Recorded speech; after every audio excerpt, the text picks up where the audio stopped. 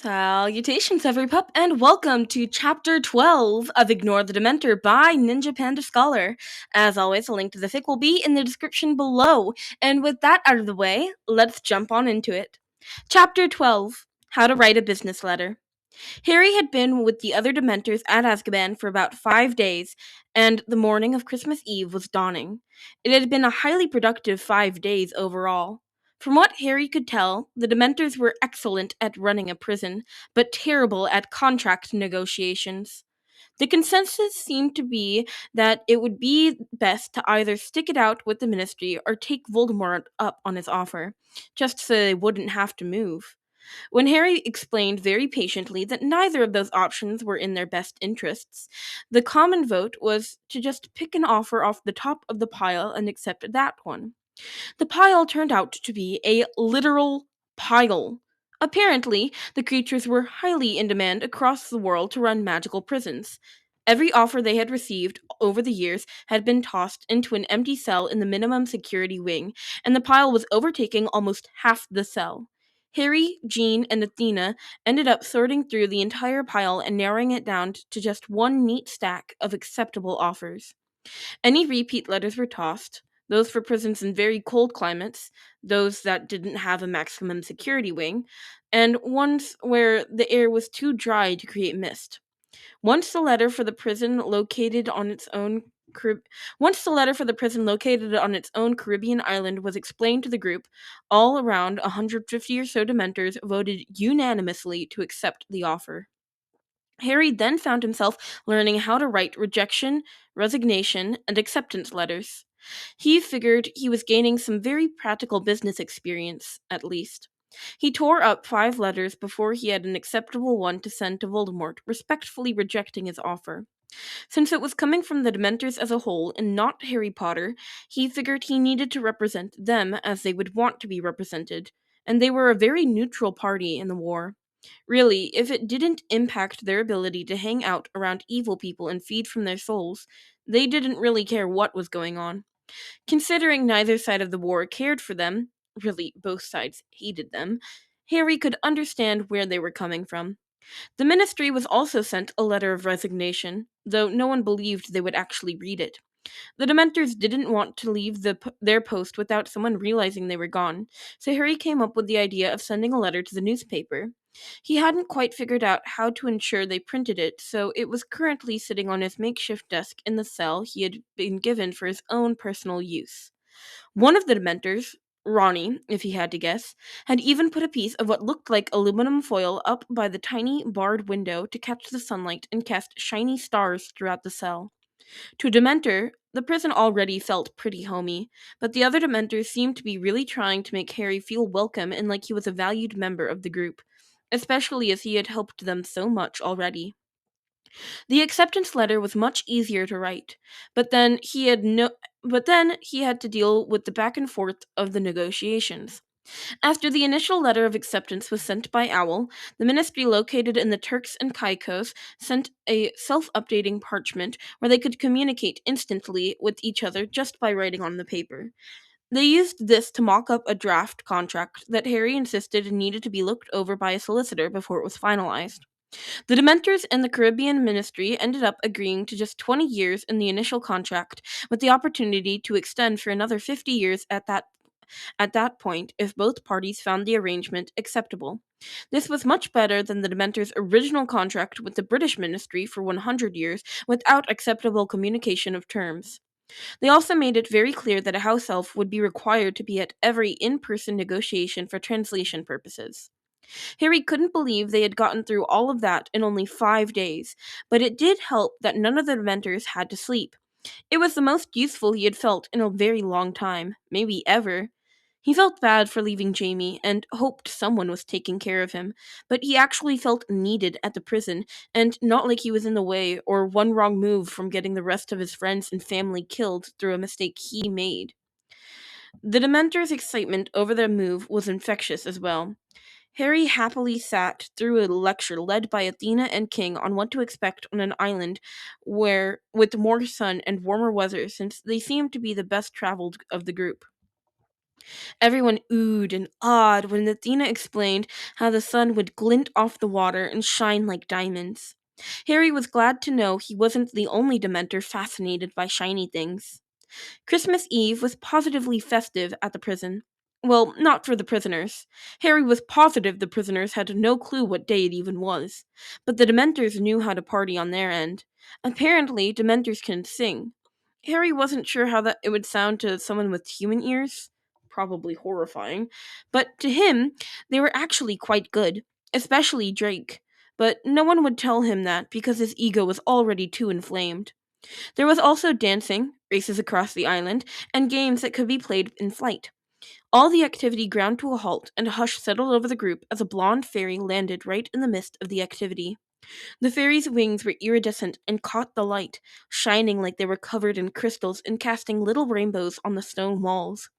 The entire group of Dementors were mesmerized, and as one pulled in their auras to protect the beautiful creature in their midst. Hello, Luna awkwardly waved at the stunned group of Dementors around her. Uh, is Harry Potter around here somewhere? I'm sorry, I'm not good at to telling you all apart. All the Dementors continued to stare in shocked awe as her wings fluttered a bit and the light shined once more. Oh, I'm sorry, Luna chuckled and quickly cast her normal glamour back on her wings. I forgot the shiny object thing. Now, Harry Potter, are you in here somewhere? Harry floated through the group until he was hovering beside a stern-looking Athena who blocked his progress protectively. She's a friend, Harry explained to the other Dementor. She won't hurt me. You forget, young one, that we can feel emotions. Athena took Harry's wrist in her hands. You came here broken inside, and we will not let you leave if it's only to be broken once more. Harry patted her hand and smiled. I don't plan to leave, Athena. I just want to talk to her. Is that okay? Harry could feel Athena's aura waver in indecision, but she did eventually move aside and let go of Harry's wrist. He continued until he was right in front of his friend and gave her a little wave, knowing she wouldn't be able to understand him. Thank Merlin. I was worried. I was wrong about I was worried I was wrong about where you ran off to. Luna gave the Dementor a hug, shocking the rest of the group. Your godfather, Professor Lupin, and the headmaster have been looking everywhere for you, but I knew this is where you would go. Where else would a Dementor go to feel safe? Oh, Harry, what happened? Harry shrugged, but didn't know how to convey everything non-verbally.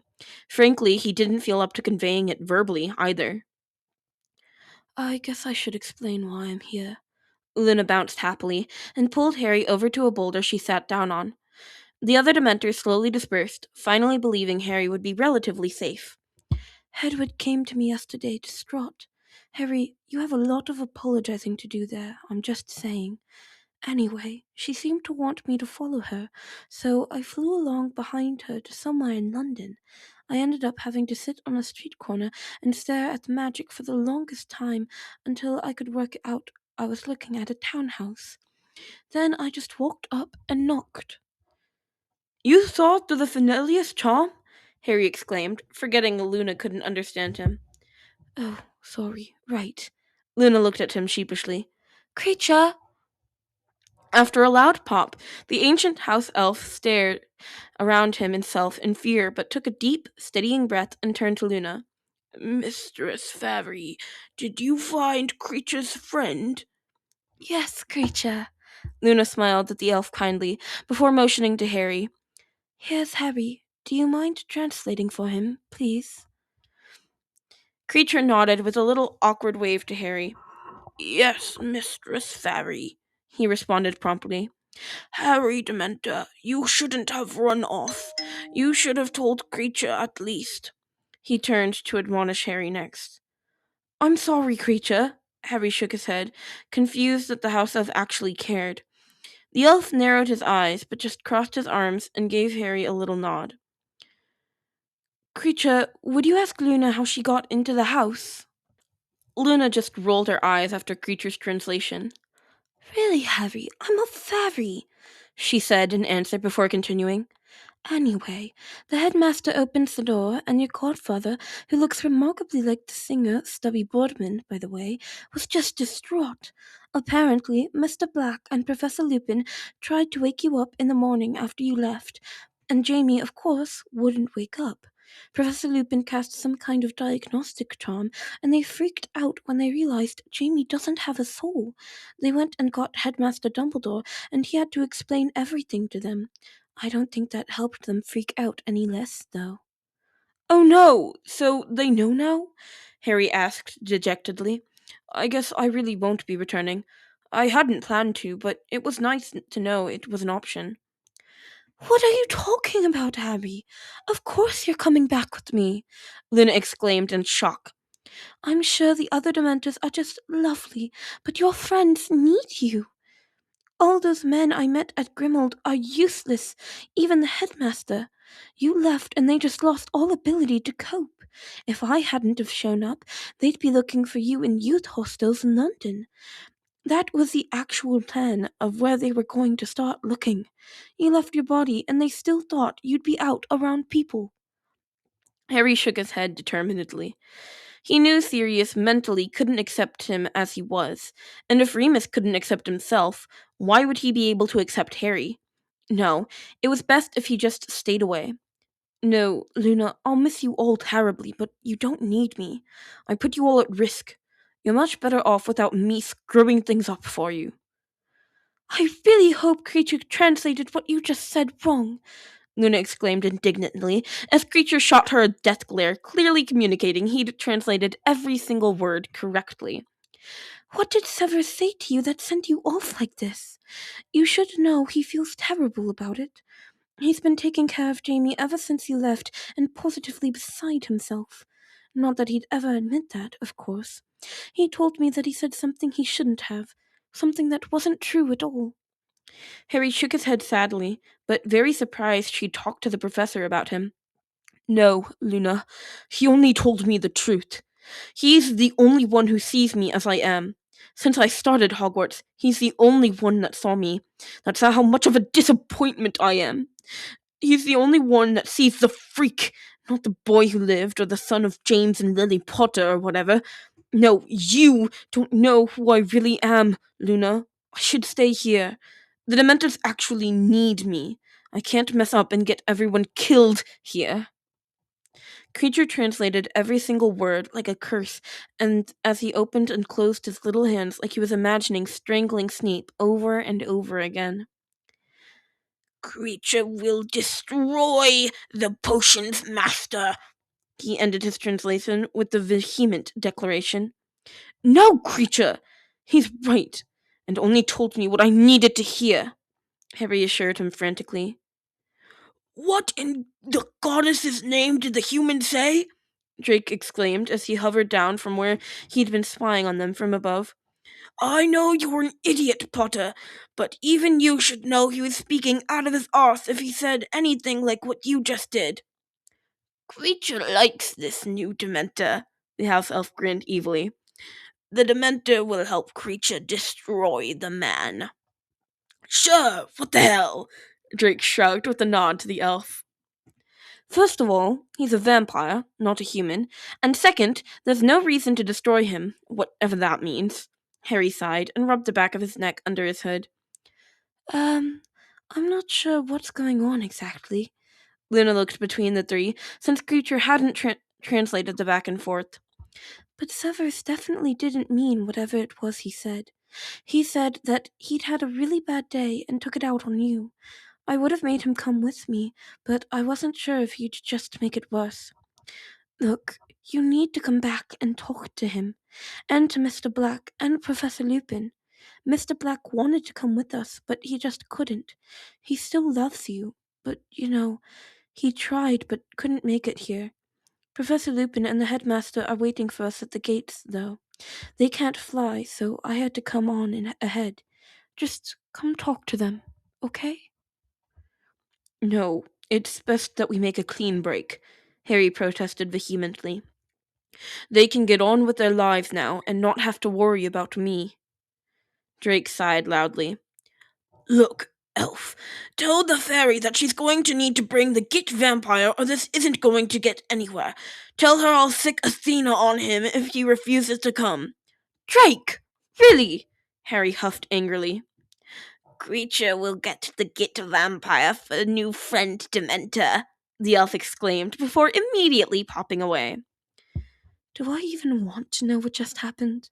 Luna asked in concern at where Creature had stood a second before. Both Dementors shook their heads at her. Yeah, I figured. Now, what all goes on at a Dementor Christmas? She asked, as she looked around at all the activities happening in the prison yard. Severus Snape fell into a heap at the feet of the ancient house elf who popped in a few minutes later. He stood elegantly and brushed the dust from his robes like he had meant to be kidnapped and crashed into a prison yard. Which one of you is Potter? He looked around at all the assembled Dementors, many of which had moved closer and released more of their aura as they had been listening in angrily to what had happened. Apparently, Dementors were fairly nosy by nature, and this was the most excitement they'd had since they were stationed around Hogwarts. Athena, in particular, looked like she was contemplating eating a soul for lunch. Harry raised a hand and gave him a little wave. I'm sorry, Professor. I know I'm breaking my promise to not see you. I didn't send Creature. Merlin Potter. I'm an acerbic, vicious man who had a very, very bad day, Snape exclaimed after Creature's growled translation. He began pacing and ranting at the same time. The Dark Lord was angry at me because I can't fix Pettigrew's potions mistake and make him look human again. So he made me torture some muggles with the Cruciatus curse on pain of death before being cursed myself. Then the Order accused me of liking to torture the muggles and called me a monster in that meeting. I was in no mental state to talk to you then and should have just told you that. If anyone is to blame for your parents' deaths, it's me. I'm the idiot who thought divination was a ridiculous subject and assumed the Dark Lord would think the same thing. I'm the idiot that told him a partial prophecy I overheard that sent him after you. Harry gasped at the man, who stopped his rant with a regretful look towards the Dementor. Harry, Snape began, again, facing the teen this time. A wave of distress, self-hatred, and regret flowed steadily from the vampire. I loved your mother. She was my best friend. You had absolutely nothing to do with her death. That blame lies completely at my feet. Yes, she gave her life for yours, but that was who she was. She was a person who would willingly die for those she loved, and you couldn't ask her to be anyone different than who she was. I had no right to say anything else. Wow, I really do want to kill him. Drake shook his head grimly from behind Harry. Creature will help, the house elf agreed gleefully. Harry put a steadying hand on Drake's arm to hold him back. Everything shifted in his mind. He heard Snape, but he heard more than his words. The meaning shifted his thoughts process, and as a new idea clicked, one he'd never considered before. His world then realigned along a different axis. Snape was right.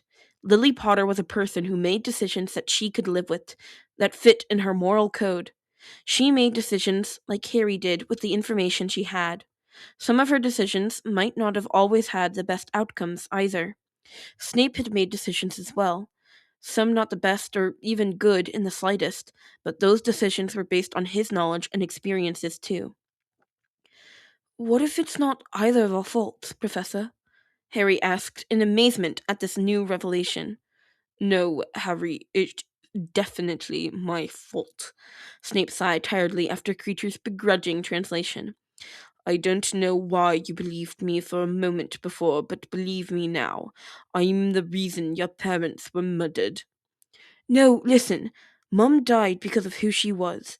She saved me because that's a decision she would make. You told a prophecy, one you said was partial, and everyone knows your feelings about divination. You obviously don't respect it, even now. Why would you think it was going to be taken so seriously by someone you assumed had similar thoughts to you at the time? Obviously, you know Voldemort's evil now, or you wouldn't have switched sides. Another decision you made when you had more information to go on. Harry started pacing, seeing an approving look from Luna as Creature translated. It's just like me with the Triwizard Tournament. I made the decision to ask Cedric to take the cup with me.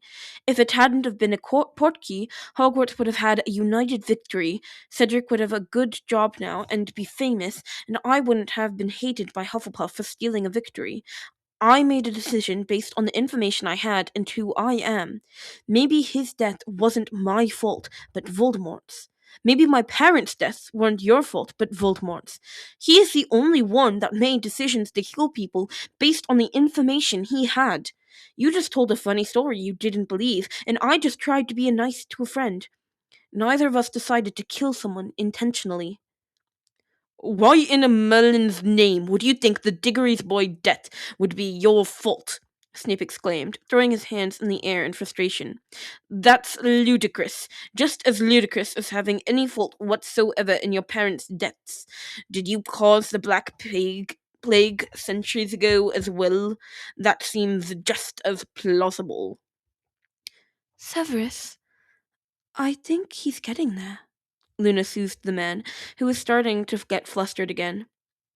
I'm beginning to truly believe those relatives you grew up with messed you up in some very serious ways, the man grumbled.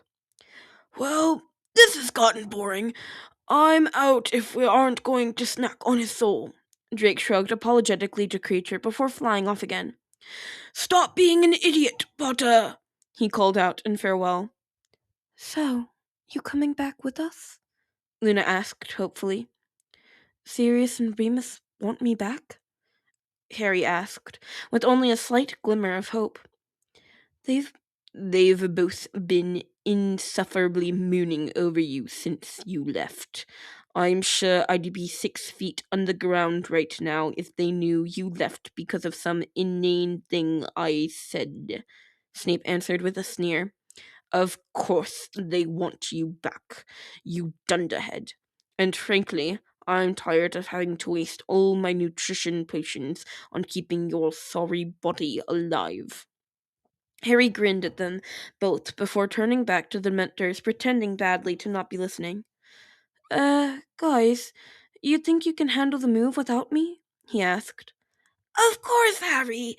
You've already done more for us than we thought possible, King assured him as he hovered down to them and patted Harry on his shoulder. You'll need this. Jean handed Harry the letter for the newspaper from his desk. We'll make sure to set you up a desk in the new prison. You'll come visit, right? Of course, Harry assured them as he took the letter. I have to make sure those Caribbean wizards aren't taking advantage of you. Plus, I'd love to see the ocean sparkle like what Athena described. Sorry we turned you into a Dementor, Ronnie added sheepishly from the back of the group. And what's wrong with being a Dementor? Harry laughed, echoing Drake from just days before. Thank you all for finding a loophole in the ministry telling you to suck up my soul, and for removing my parasite as well. It was our pleasure. No, really, it tasted amazing, Drake exclaimed with a laugh. We'll miss you, Harry! Visit soon! Athena gave him a quick hug as many of the other Dementors waved goodbye. Happy Christmas, he called to them. Creature grumbled in irritation when Luna told him to take Severus back to Grimmauld, and they popped away from the prison. Come on, dear, let's get you back to all the festivities. Mr. Black said he's missing his decorating and sneaking out, buddy. Luna took Harry's hand and removed the glamour from her wings. My eyes are up here, she joked as she waved a hand in front of Harry's face when he began to stare at her wings again. Right. Your wings are very pretty, Harry mumbled, even though she couldn't understand him, and tried to focus on anything else that wasn't shiny. Just try not to fly into a tree.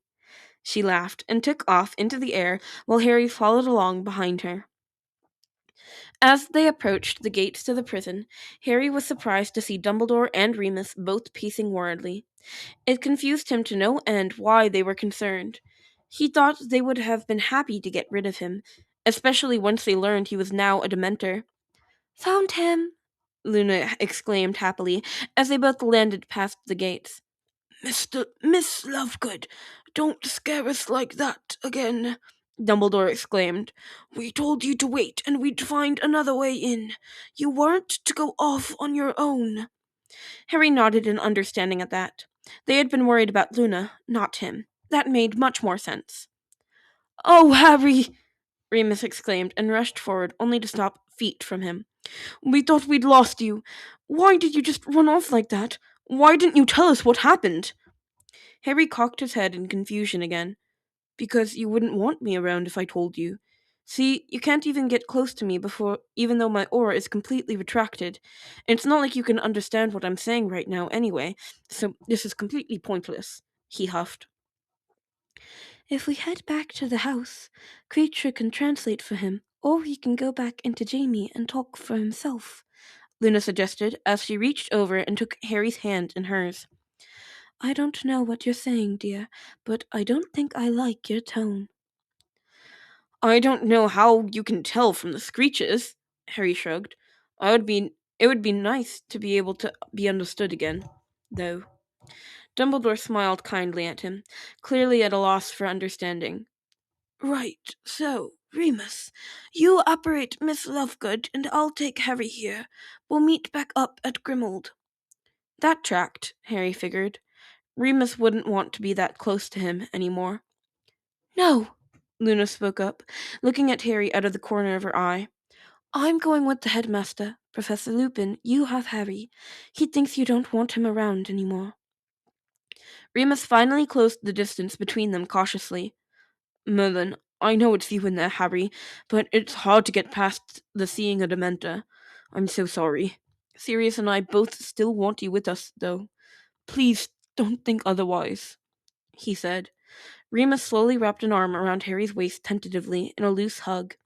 Harry stood as still as possible, not even breathing so as to not startle the man.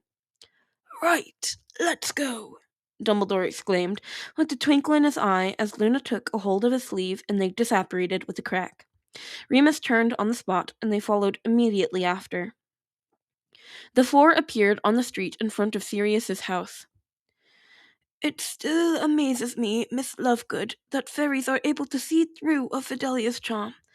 And that you're a fairy, Dumbledore chuckled, as he looked wistfully at the townhome.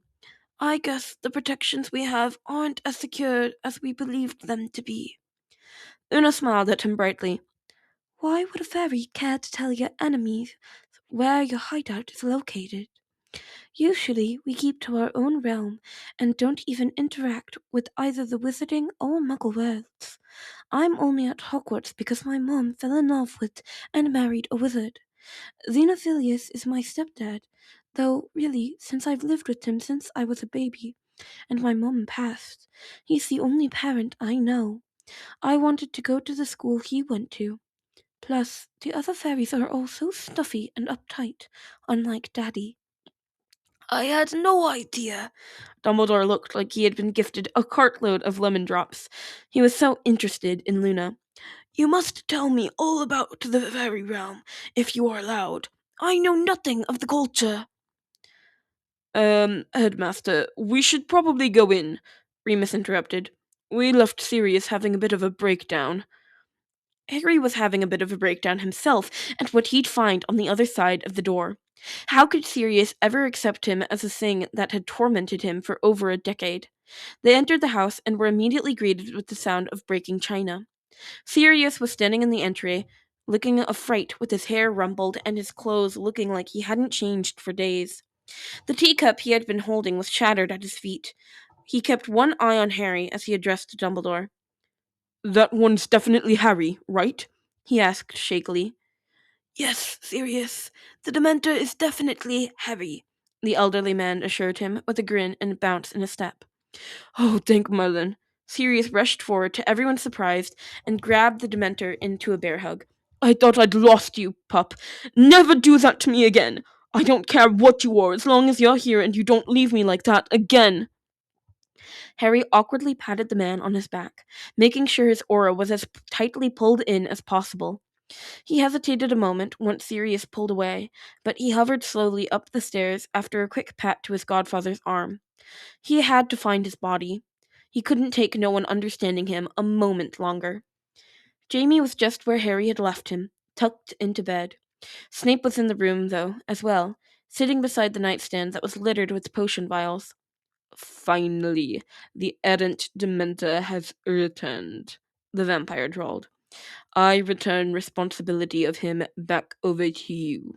He motioned with a hand to Jamie as he stood to leave the room. Never make me babysit again. Harry chuckled but fell back into his body, picking up the shell once more. Thank you, Professor, he said as Snape paused at the door. Look, Potter. Snape sighed, seeming to come to a difficult decision. The prophecy, the one I mentioned, that's what the Order was protecting at the Ministry. The Dark Lord wants to hear the rest of it. I only know the first part, but if you want, I will tell it to you. Harry pulled his feet up and sat cross-legged on the bed, thinking about the offer as he watched the light play off the stones in his bracelet. No, sir, I don't think I want to know, he said, to Snape's complete surprise. Look, like Voldemort, and despite my experiences with the subject so far, I do actually believe in divination. Unlike Voldemort, I don't want to know what my destiny has in store for me until I'm forced to meet it head on.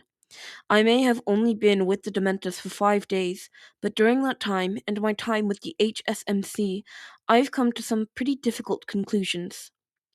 What might those be, Mr. Potter?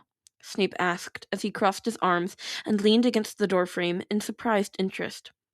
First, Voldemort has absolutely no interest in helping magical creatures, no matter what he might say, Harry began. That is a given, Snape snarled in agreement. Second, Harry paused with a sigh. The Dementors told me the Ministry sent them to kill me this past summer, so the Wizarding World doesn't have my best interests at heart, as well as clearly demonstrating they hate magical creatures through their policies and racism over the years. The vampire raised a surprised eyebrow at the news. So, you plan to be neutral in the war? Harry shook his head. No, that ship has sailed back before I was even born. Indeed, Snape nodded in agreement. If I'm a third side now, then so be it, the teen sighed in resignation. I decided that my only responsibility is to look out for the Dementors and the House Elves and the Fairies and the Gargoyles and Druids and whatever the hell Malfoy is. If I have to fight for someone, they're the only ones that deserve it. They are the only ones that accepted me as their people and not some kind of figurehead or savior. And, honestly, they're the only ones that actually asked for my help instead of just expecting it. I don't know what that means, but it's the only thing that makes sense to me anymore. Snape slowly nodded in understanding. Potter, your mother, Lily, she would be proud of you, he said quietly, as if it took his entire being to force the words out. Harry could feel the truth in the words this time, though. The wave of emotion that hit him caused him to gasp and hold back tears. The vampire turned to leave once more. Professor, Harry stopped him again, a small smile on his face. I might not especially like you a lot, and you are definitely a bit of a bully, but you're not a monster. And thank you. Thank you for trying to make better decisions, even though they bring you pain. I think Mom would be proud of that, too. At least, I hope she would. Snape looked over his shoulder for a minute, before giving a slight nod and silently disappearing from the room back to the attic. Harry grabbed his glasses off the nightstand and took a deep breath before steeling himself to head back downstairs and face the music. Harry, welcome back, Dumbledore said with a small smile, but also sternly. You can't run off like that. What were you thinking? Harry shrugged as he slowly made his way into the sitting room where Creature had served everyone. I was thinking you'd all be better off without me. Sirius and Remus wouldn't want a Dementor hanging around the house, and you, Headmaster, wouldn't need to worry about the other students around me all the time. Luna stood from her armchair and sat down beside Harry on the couch, putting an arm around him.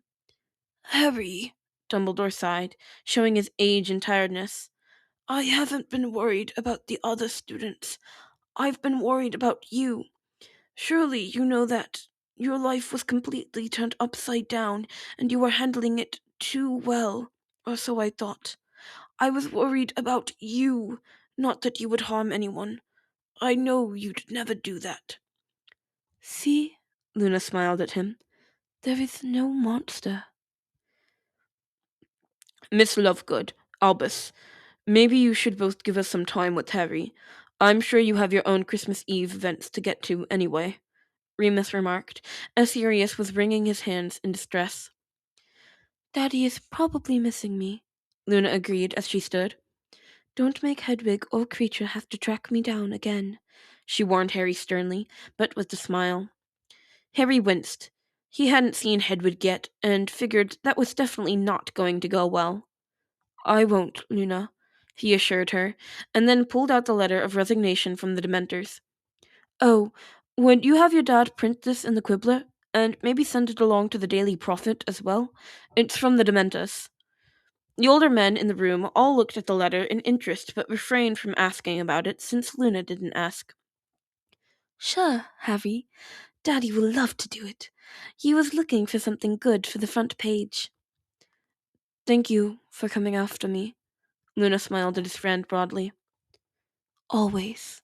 She smiled back and squeezed his hand. Drop me at home, headmaster? She asked as Dumbledore made to follow her out. Of course, my dear. So, do fairies celebrate Christmas, or do they have their own holidays? He asked as they headed out the door and out of the house. Sirius moved over to take Luna's spot on the couch, looking nervous but hopeful at the same time. I can't believe you ran off to Azkaban, he grinned. Everyone wants to run away from there, not to there. Harry grinned back at him. It's actually quite lovely to a Dementor. It's calming and peaceful, like the basement here. Sirius stared at him in disbelief, while Remus chuckled. Harry, why didn't you think we'd accept you? The werewolf asked. You know what I am. Granted, a Dementor isn't as common, but why would we turn you away? Harry shook his head in bemusement. Why would you accept me if you can't accept yourself? I don't understand. Sirius and Remus both looked confused at that. Harry, Cub, why would you think I don't... Harry, Cub, why would you think I don't accept myself? You didn't know about remedial potions. Harry sighed and grimaced at having to explain without giving away what Snape had told him. The secret society. It's the Hogwarts Society of Magical Creatures. You were invited in your first year, but you turned down membership because you didn't want to be a werewolf. Or so I was told. What's he talking about, Remy? Sirius asked his friend in confusion. Remus, for his part, had a stricken look on his face as his mouth moved into a sad O. Siri, Remus wasn't the first werewolf at Hogwarts, nor the last, Harry explained to his guardian. There is a whole society of magical creatures at the school, but he didn't want to be a part of it. Why would he want me around if I am a magical creature? I just don't understand. There were other werewolves? Why didn't you tell us, Remy? The animagus stared at his friend. You have to realize, Remus began. I didn't have any friends before Hogwarts, and it was first year. You guys accepted me, but as Remus, not Moony.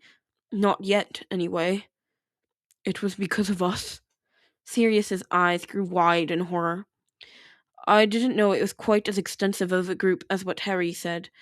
When someone approached me to join, I only knew that I would be walking into a group that would immediately know I was a werewolf and who had defined me as such my whole time at school.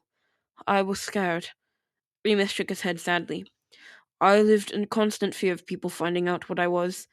I couldn't take it that I'd be outed to a group, even a group of creatures themselves.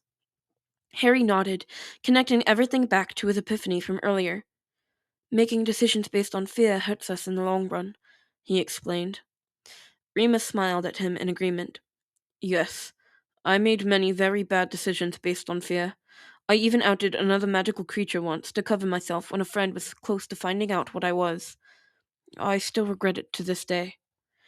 Knowing what Remus was talking about, Harry sighed sadly. One decision made out of fear helped kill a friendship, especially when his mum eventually did find out and accept Remus in the future. What about Moony? What about now, Moony?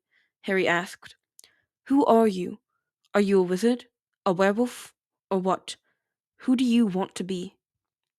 Remus looked at his friends and seemed to consider his answer carefully. I'm a wizard who needs to learn how to be a werewolf properly, and who wants to be your dog father, if you'll have me? He asked hopefully. I'm a fugitive animagus with the fear of Dementors. Sirius grinned at them both. I'm also not quite sane. I'm here, though, for you, forever, if you'll have me too.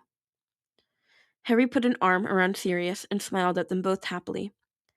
I think we should learn to be here for each other, especially since you're stuck with me this coming summer as well. I kind of burned a bridge with the Dursleys. Sirius gave a loud whoop of glee, and Remus laughed. So, Cub, about dinner, Remus started sheepishly. Creature!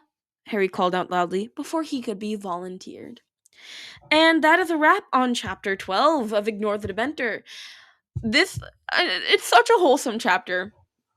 I mean, we get the angst, we get the fluff, we get more Dementors. I know you guys like Athena, right? Right? Anyway, we got the angst, we got the fluff, we got the making up, we got Sirius actually hugging a Dementor. Like, wow. Please go show the original author, NinjaPandaScholar, some love. Please leave me a comment. I love reading your comments. They make me very, very happy. I heart every single one. And also, this is day 2 of asking people listening to my Ignore the Dementor fic, specifically for hate comments. Please leave me a hate comment and I will shout you out in the next video. All that being said, I hope you guys enjoyed, and I'll see you guys next time. Bye-bye, pups!